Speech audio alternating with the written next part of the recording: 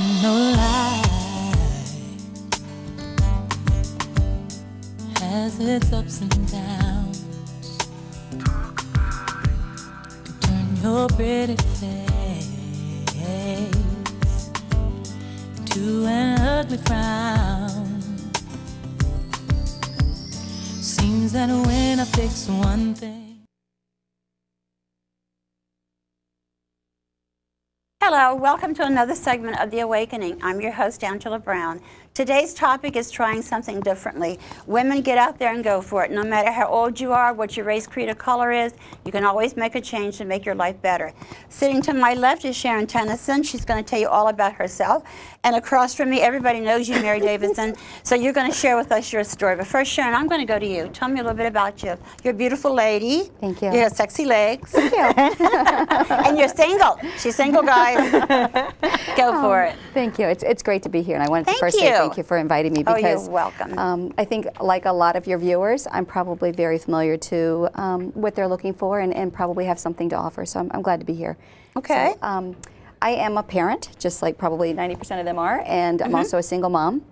And I have two beautiful children who work with me to support me. And I've been on my own for about 6 years now, reinventing myself, I think, and it's something that we can all do again. So. Are you divorced then? I'm divorced, yes. Okay, was that hard to go through? Very hard to go through. Isn't that hard to go through? Yes, we were talking a little bit earlier. The pain is real. I mean, there's no way around that. But you're afraid because you've had someone there on your side. Sure. So now you pull the haul all by yourself. Absolutely. Maybe not just even on your side, but also taking care of you. Yeah, helping with the bills, though, and the food and the kids and everything. Absolutely. But you know you could do it. I can do it, yeah. We're going to share some more with you. Mary Davison, tell me a little bit more about yourself. Well, as you know, I am... You've got long, skinny legs, too. But you're a smart cookie. Let's hear you. Thank you. Thank you. I am so grateful and just glad to be on your show again. And like Sharon, I'm divorced with 2 girls. That's one of the things we have in common. That's what makes us buds. Okay.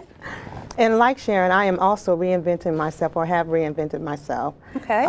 Again as well. So this is like a second life. A second life, true. Sometimes we can have 3 and 4 lives, can't we? Absolutely. Sharon, tell me about your business. Currently, what I own is I'm an online retailer. I own a company called The Spoiled Office, and we have 3 different online sites that we partner with manufacturers to bring products that we think are very cutting edge to people. Why would you call it The Spoiled Office? I've been asked that a lot. It is very special. Okay. I've been asked that quite a bit. And I think, you know, we go through life with a lot of ups and a lot of downs. Sometimes we have more downs than ups. Sometimes more downs than ups. But when we get back up, we're really, really careful to stay there if we can. Very appreciative of it. And my kids are always telling me, you know, I just always say I'm so blessed. I feel very spoiled. But don't you feel better? Well, you not feel better.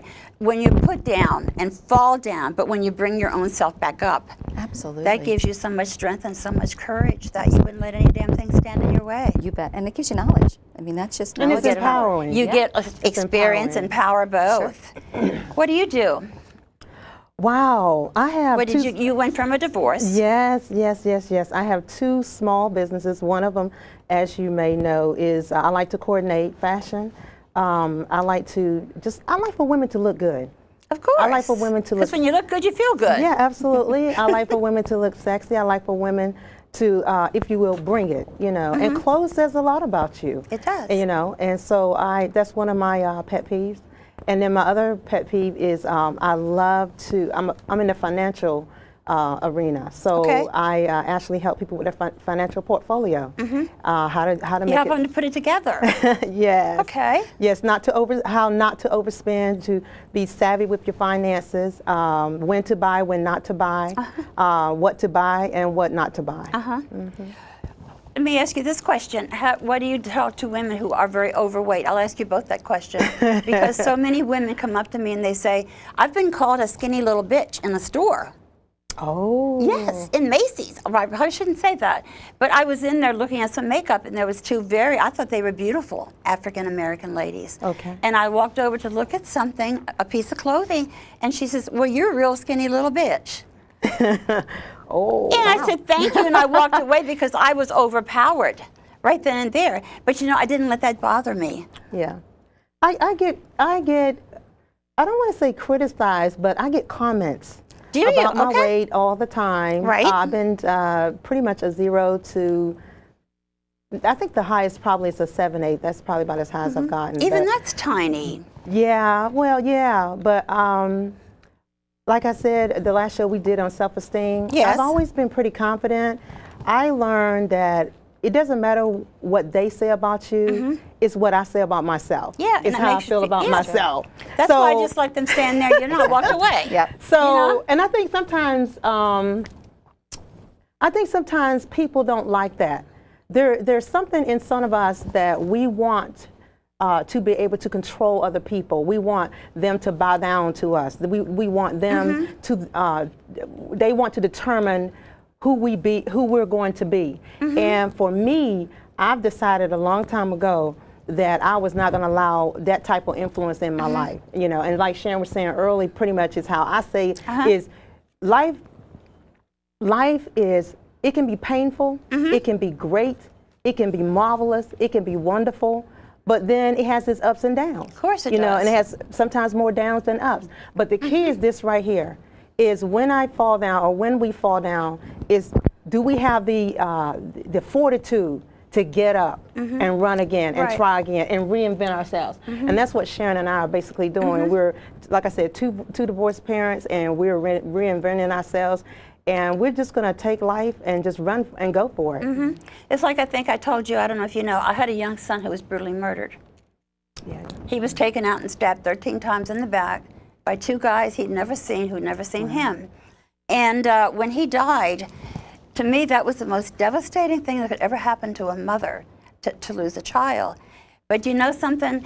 After he passed away, about 24 hours later, he walked from a beautiful bright light into my bedroom, stood at the foot of my bed and told me the name of the 2 people who took him out and murdered him, gave me their names, and says, "Mom, I'm all right. You don't have to worry about me.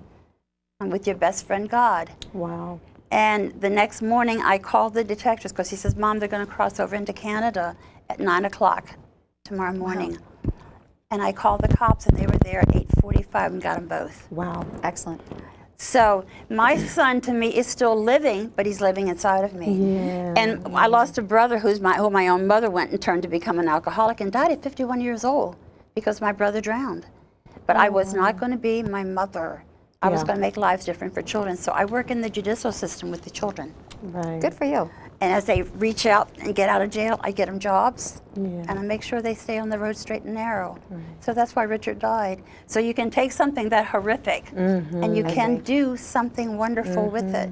So I was not going to stand next door and let some woman call me a skinny little bitch. No. And go home and eat and go up to 500 pounds just to make her happy. I wouldn't do I that. like myself the way I am. If I want to wear purple hair, I'll wear purple hair. But I am me. Tell me something you really like about yourself. Something really special. I've never been a 0. I have to say that. A 0. I've never been there. What That's I really okay, like, but you look great. Thank you. Thank you. I'm very happy with who I am. You look like Kathy Lee Gifford a little bit. Yeah, she does. Doesn't she look like Kathy Lee Gifford? Thank you. Yeah. Thank you. And she's a Bowie girl, Kathy Lee is. I didn't know that. Yeah. I play a lot of tennis. That's is one of the things that I do. And Does that make you happy? Makes me extremely happy. Okay. I think it's gotten me through, it's a piece of advice that I've given to a lot of people. It's gotten me through a lot of bad times. It's Such gotten me as? through a lot of good times. Bad times, divorce, you know. What did you do going through a divorce? Tell me. Because I've been through one myself. Yes. It was a 2-year separation. There's Because just no you've other got way to explain it. it's sorrow. Exactly. It's it's a grieving process. You have to grieve the life that you had That's right. and be able to move forward. I think that the hardest thing I think women go through is it's a reinvention no matter what happens. It's harder for every women than it is for men. It is. Absolutely. It's a lot harder. Because we're change tied roles. up in men most of the time. That's our They lives. consume our You're lives. cooking for them, you're cleaning for them, you're having their children. And you change those roles no matter how you talk about it. Exactly. But for 2 years, I grieved the past life, and it did not allow me to move forward. Didn't you miss it? Yeah. And I think a lot of women go through that. The longer that separation goes on, the longer the divorce goes on, the less time you have to move forward into the future. And that's the one thing I always tell people is okay, the house is important. You fight for what you got to fight for. Like, at some point, let it go and move forward with your life. Otherwise, you won't get there. You'll be stuck in that rut, won't you? Yes. And so you asked me, one of the things I really like about myself Yeah. is my ability to move forward. I move forward. I'm very happy. I'm always trying to look for new things. Always want to help other people. So that's probably my favorite thing. What about you, Mary? Oh, wow. You went through a divorce. What happened to you? Actually, Did you eat a lot? We all eat candy. Come on, be honest. Boxes of it. You know what? You know, my issue it's not anymore. When I went through my divorce, I didn't eat.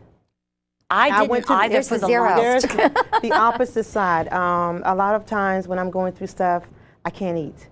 And that's why it was easy for me to stay to zero, because food was like a chore. And when I would look at it, I was like, oh my God, I gotta eat. The thought of chewing was a task for me. And so I had to really walk that out, you know, because I knew I couldn't live like that. I knew I had to get to the point where I need food to eat to survive. You need to live. And you need to live. And so it was a process for me. It took about 5 years, but now I'm healthy. I eat, you know, and I maintain my weight by eating smaller portions and eating throughout the day. A lot of times at work, I keep nuts and fruits on my desk. So instead of waiting to eat a big lunch, a big dinner, and a big breakfast, I just have, like I said, those things on my desk all day, and I eat smaller meals and smaller portions, and that helps me to keep my weight at a size 5'6" right now. But I was like you, though. Eating would be keeping me alive, and there were days I didn't want to be alive. Did you feel like that, too, going through the divorce? Actually, I have to be honest, no. No? My kids were very important to me, my family, and I always saw that light at the end of the tunnel. I always felt like if I could just hang on and keep moving, I'd like to say that that's one of my fortitudes, is just to keep on rolling. Just pick yourself up like a tumbleweed that robbles, to go on and on and on and on. And I like to interject, one of the things I liked about Sharon, when Sharon and I met, we met through a mutual friends, and Sharon and I actually became, you know, good friends. One of the things that we have in common is that Sharon is very optimistic. She's a go-getter. She's full of life, and that's how I see myself. I love life, and that's one of the things that attracted me to Sharon. And like I said before, when we did the show on self-esteem, what is on the inside of you is what you will draw to you. Yeah. And so the people that are in my circle the are way people you feel like about yourself, you draw the same people. Yes. Absolutely. Like people like you, Sharon, and then shout out to Leslie. Hey, Les. Hi, Leslie. I wish you were here. So Leslie, my girlfriend June, they're all successful people. They're positive people. Now, let me just say this to the audience.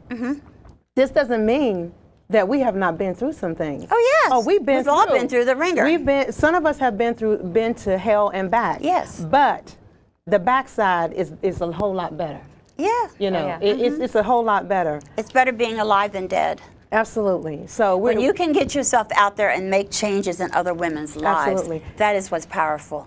Yeah, and you have to do it against all odds. Yes. And you can't allow what other women or men or your teachers or even your boss or your boyfriend or your girlfriend, you can't allow them to determine your destiny. That's right. It's just like Sharon and I keep saying, we'll just keep saying it throughout the show. We have reinvented ourselves. Yes. We will reinvent ourselves probably 7 or 10 times more before we die, because we're go-getters. We love life. You love life. And that's what we want the audience to really grasp today, is that just because you have brown hair today, it doesn't mean you have to have brown hair tomorrow. Exactly. Just because you have blonde hair today, doesn't mean you have to have blonde hair. Right. Yes, exactly right. We just keep reinventing ourselves. I saw a beautiful pink wig I want to buy. I'm serious. I mean, you can be yourself. It doesn't matter what the outside. You got to figure out what's on the inside. Absolutely. Yeah. Absolutely. Sometimes it's important, too, to pull the emotion out. I think when you're reinventing yourself and you're looking forward in life, pull the emotion out of all the pain that you've been through. I cry a lot when I used to. Yes. Cry a lot. Cry a lot. Get it out. Just get done with it, and then look at things more logically and be able to focus on what the important thing is. Right. Like I said before, if you dwell, you're not going to be able to move forward. If you dwell on what you lost and not what you're going to get. Exactly. You're not going to get nothing. And sometimes we make bad choices even the second time. Or third. Or fourth, or fifth. Haven't gone that far yet, but I'm just saying though, it's really, I'm glad to do this show. Well, you know what? It's just like this. Someone posted this on my Facebook. It's just like this.